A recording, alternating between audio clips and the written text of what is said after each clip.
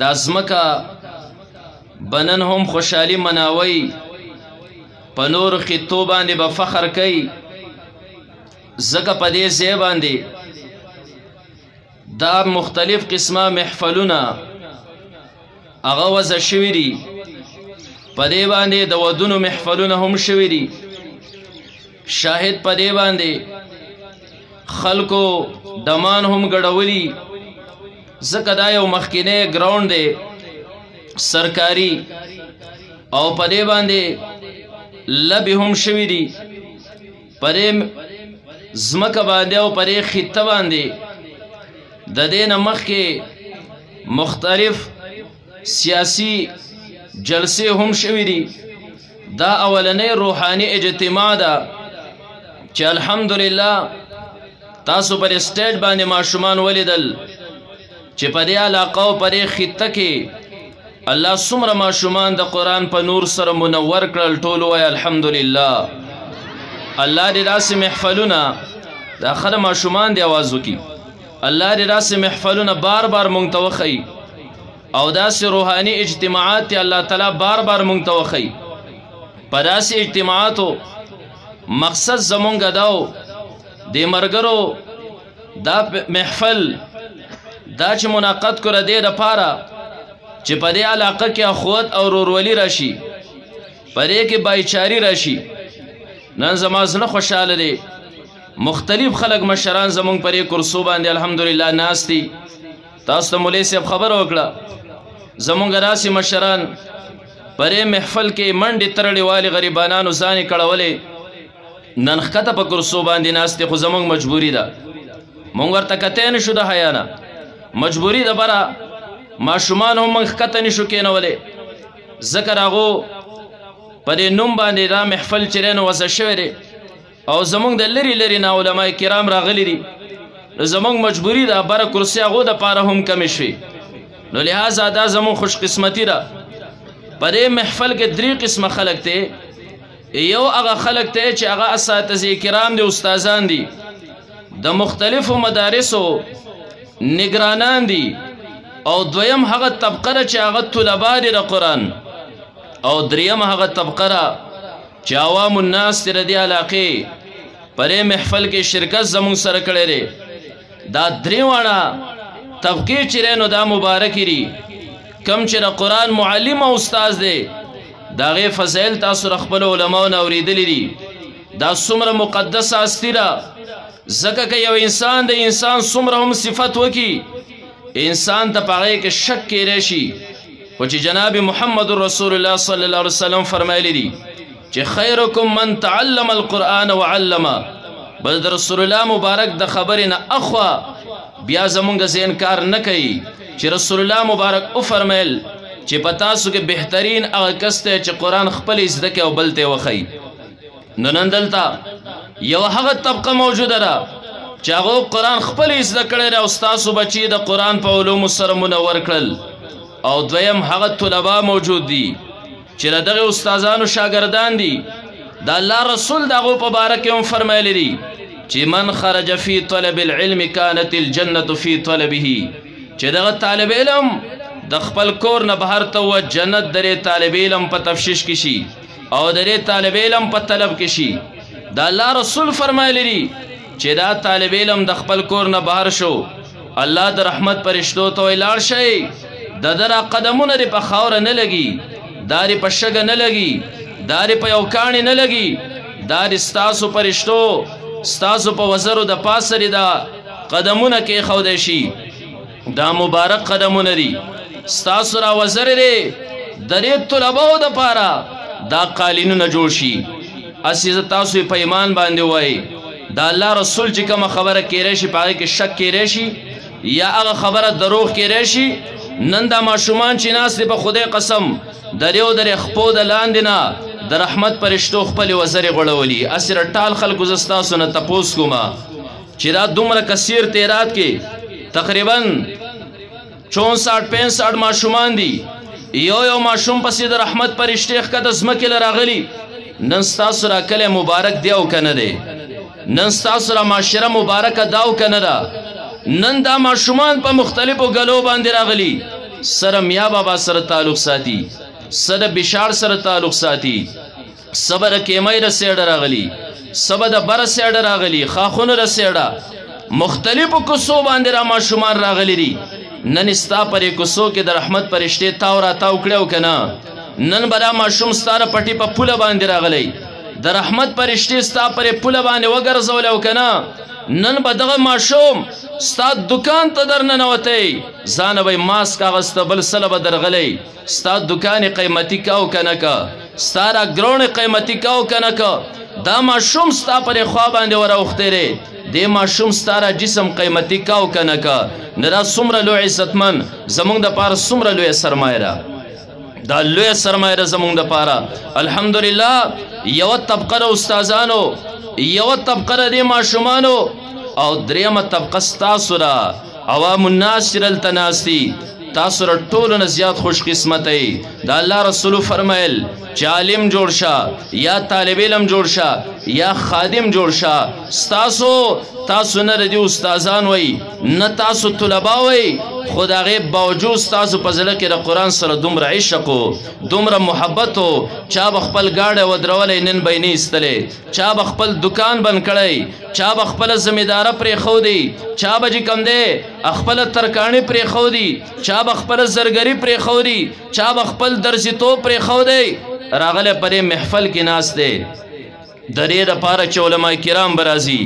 زه به د هغو سره ملاقات وکم د دې دپاره دعا به کېږي زه به په هغې باندې امین ویم د دې دپاره دې محفل ته د الله رسول فرمایي فرشتې راکوزېږي دا محفل یې په ګیره کې اچولی دی هغه فرشتو په نور سره به زه منور شم تاسو را ټولو نه لوی خوش قسمتی نن پر یې کلي کې دغه خلک نه و دا مشران نه و کم چې دلته ناست دي دا خو چې به زه شپې چېرته کې تلم به روژه کې او د ختم پروګرام او بیان له به تلم نه د دې نه به زیات ما په دې ځایونو کې لیدل چې د شپې به میچ ته ناستو یا به هغه په لتو چا بال وایي فوټبال ورته وایي هغې ته به ناستو نو پر یې کلي کې دغه خلک نه و دا ستاسو انتخاب الله وکړه تاسو یې د دې محفل دپاره منتخب کړی په دې د الله تعالی شکر وباسئ بهر کې زموږ څه میلمانه رسېدلي دي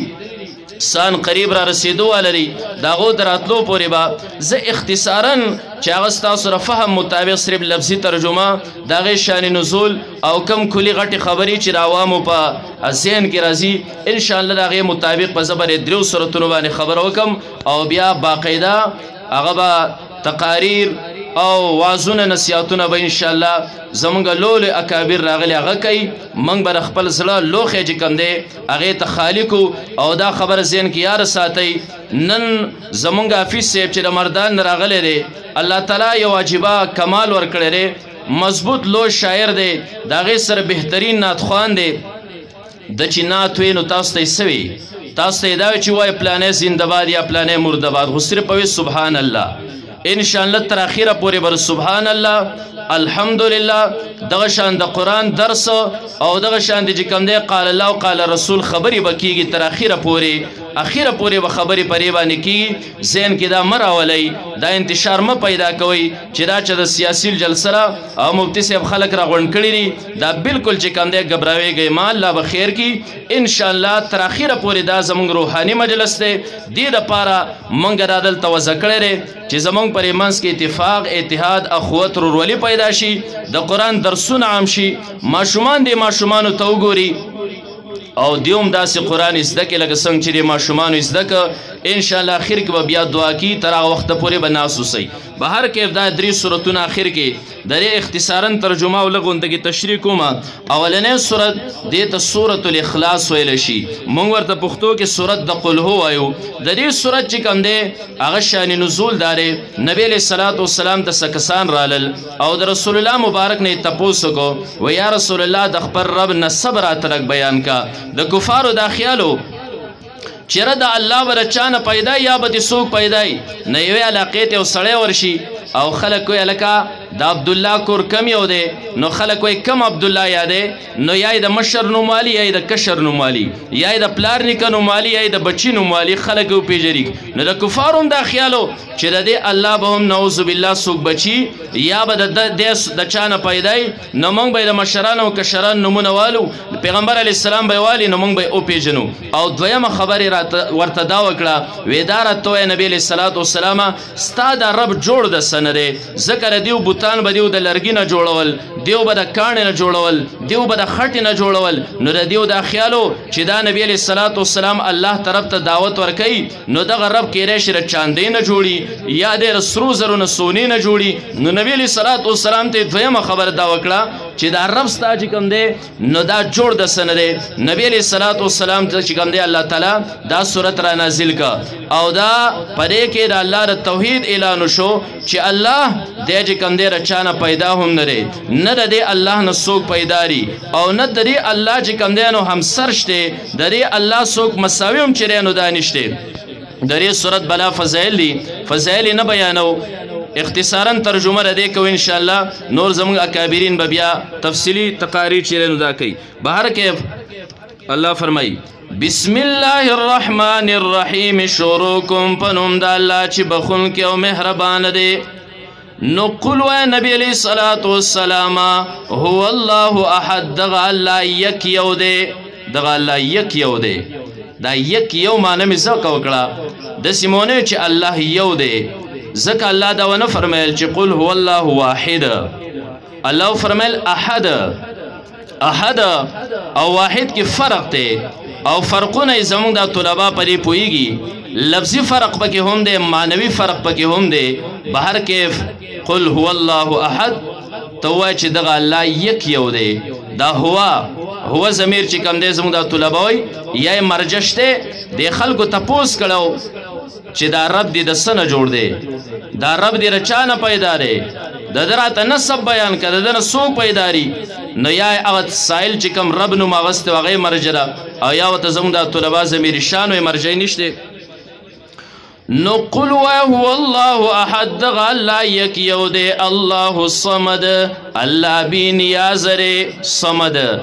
پښتو کې زما مجبوری ده چې زه بی نیازه معنی د صمد وکم ځکه د دې داسې متبادل بل لفظ نشته چې موږ د صمد معنی وکړو نه په عربی کې داسې بل ټکی شته او نه په پارسی کې او نه په اردو کې یو ژبه کې هم نشته نو موږ اصل کې د صمد معنی محتاج الیه چې خلق خپل ضرورتونه دغه الله ته وړي دغه الله ته چې کوم دی هغه ته صمد وای نور درې مختلفې معنی چې کوم دی نو دا شوي دي چا ویلي دي د صمد معنی دا امام قتاده رحمت الله علیه فرمایي صمد ویلی شي هغه چاته چې داغه د پاسه بل سر چې کم دی نو نه یا هغه سردار ته چې په خپل سردارۍ کې انتها ته ورسېدلی چا یې معنی کړې ده هغه ذات ته صمد ویلی شي چې هر سبب فنا شي او هغه بیا هم باقي بهر کې بلا معنی شوي دي او امام طبری رحمت الله علیه فرمایلی چې دا ټولې په خپل خپل ځای باندې صحیح دي نو د صمد معنی ده محتاج الیه چې خلق خپل ضرورتونه هغه له وړي خو دغه الله چې کوم دی نو چاته ضرورتمند نه وي دې ته صمد وایي نو الله الصمد الله بی نیاز دی الله بی نیاز دی یو کتاب کې ما یو واقعه لیده چې یو بت پرستو او هغه بت پرست یو ضرورت پیښ شو تلو د بت مخې ته ناستو نه دی بت ته په عربۍ کې صنم وایي او بیا دی ورغې مخکې ناست دی د بت نه سوال کوي او دا چغې وایي یا صنم یا صنم یا صنم ډېر وخت پرې کې تېر شو نه بت خو اواز کولی نه شي نه د دا خبره اورېدی شي یو پیره دی پریشانۍ ویوړ خوب پې غلبه وکړه او د یا صنم په ځای باندې د په خطا کې وی یا صمد او صمد نوم د الله دی چې څنګه په غلطۍ کوي یا صمد د لپاسن आवाज راغی وی انا حاضر یا عبدی ما تقول زما بنده حاضر یم ته څه غواړې زمانه هغه بت پرست پاسیر او بت خپل مات که چې واقعي ده اصل ذات مغه ذات دی چې په غلطۍ کې आवाज وکړي او بیا تعالی جواب درکې بت مات کې مسلمان شو پرې وجه باندې ستاسو چې څه قسمه ضرورت یو انسان دی در ضرورت پیخیږي سار وختي پاسي سحر مانزه پسې 1200 پیری درې نه 3 پیری اول درو شریف وای اخر کې تی وای 1200 پیری دا وای الله الصمد الله الصمد الله الصمد او داغه نه پس تاسو څه ضرورتي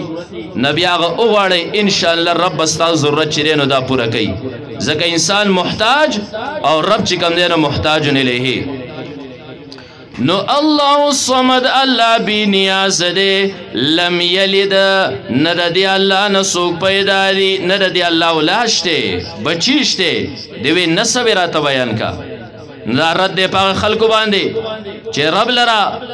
اولاد ثابتای وقالت اليهود عزير ابن الله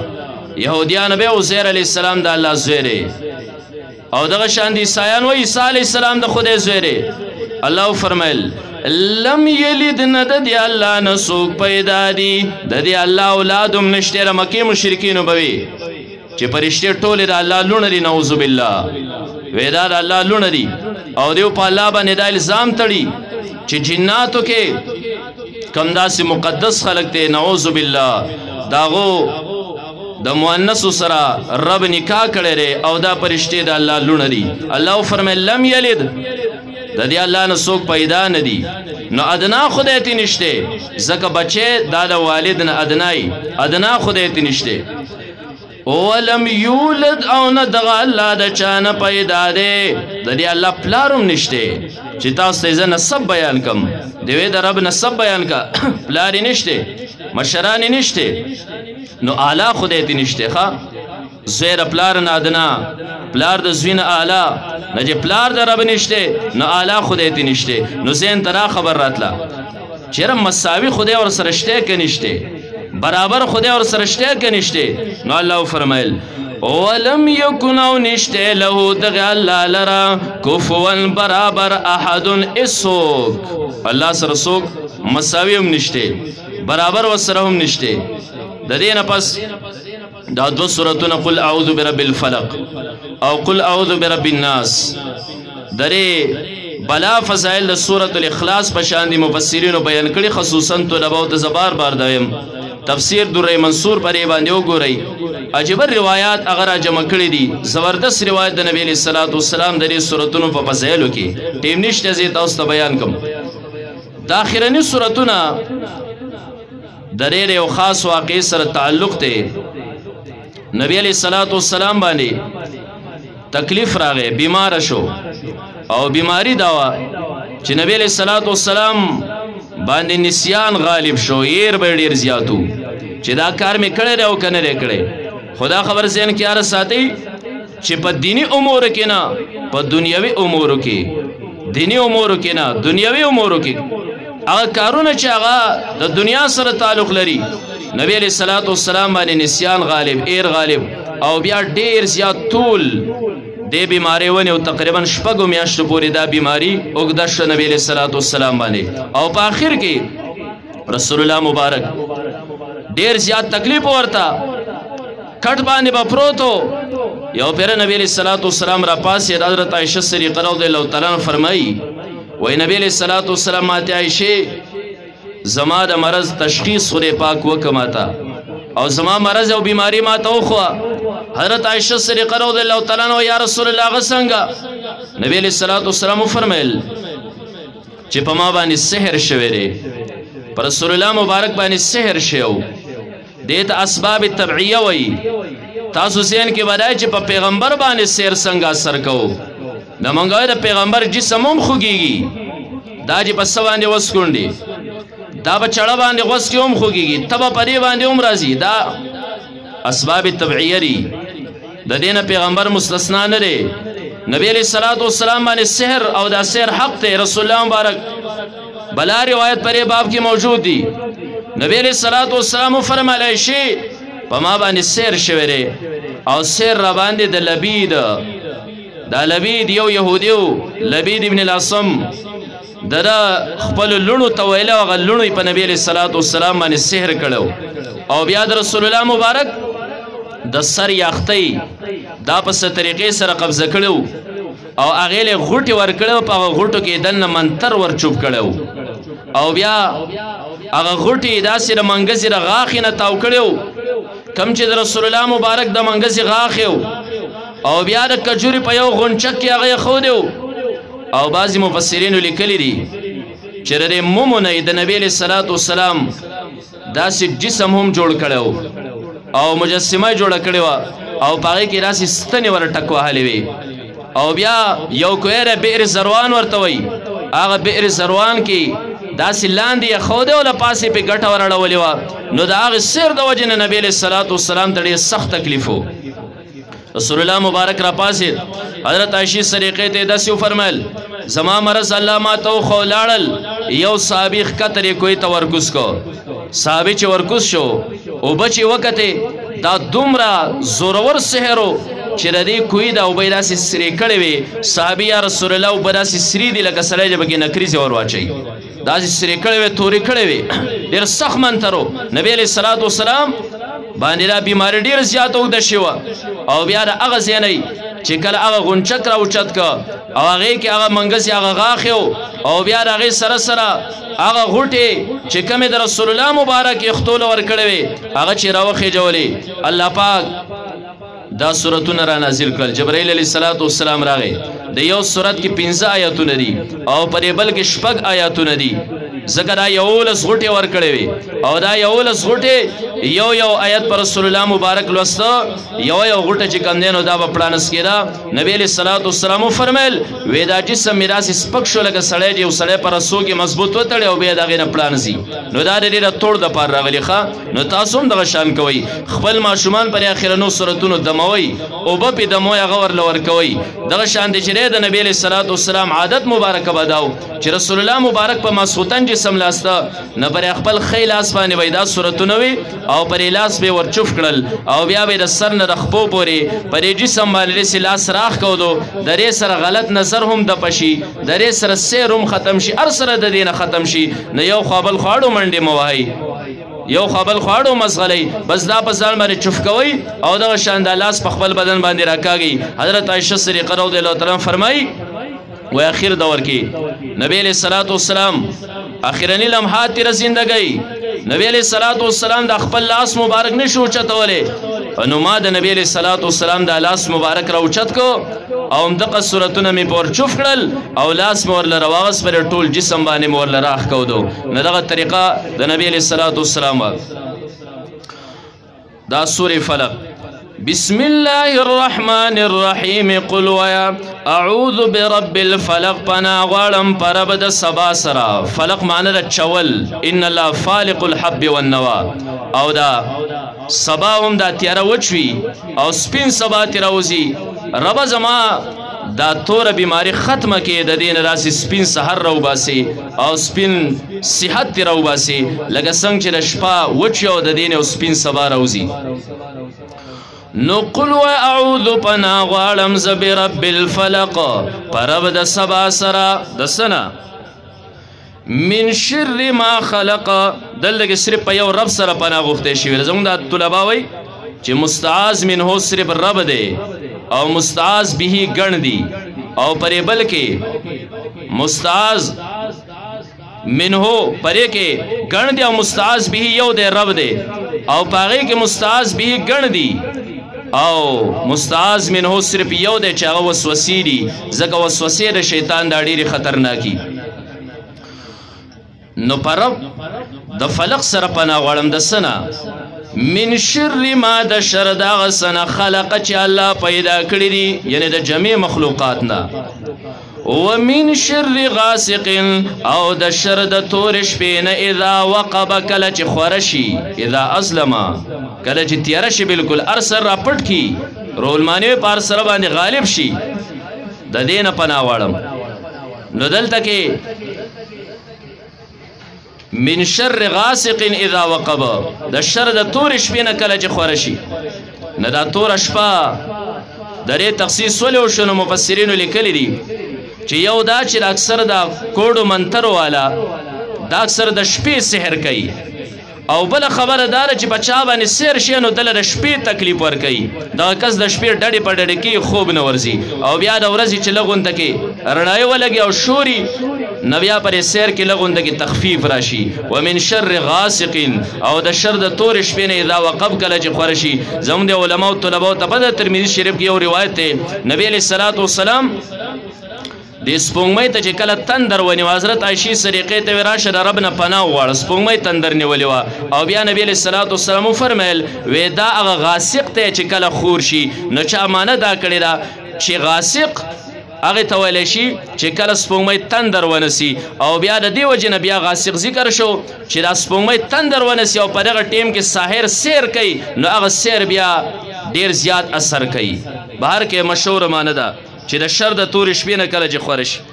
ومن شر النفاسات او د شر د پک وهونکو زنانو نه فی العقد په غوټو کې نه دا د لبید هغه لوڼه وې دوه چې په نبي علیه الصلاة والسلام باندې سیر کړی او هغه غوټې ورکړی و هغې له چې کوم دی نه بیا پوکې ورکړی نه دغه کار اکثر د زنانو وي سړی خو دې ته نه جوړ دا د زنانو چې کله په یو سیر کوي کله په بل سیر ومن شر حاسد او د شر د حسد کوونکي نه اذا حسد کله چې حسد وکي اذا حسد سره دا ټکی پکې څه کراول چې کله یو حاسد ته غیر اختیاري هغه زړه ته حسد راشي بچا باندې حسد کوي زه چې کله راورسېدم ماته بیا وایي زه بیا بس اذا حسد کله چې حسد شروع کی حسد وکي څنګه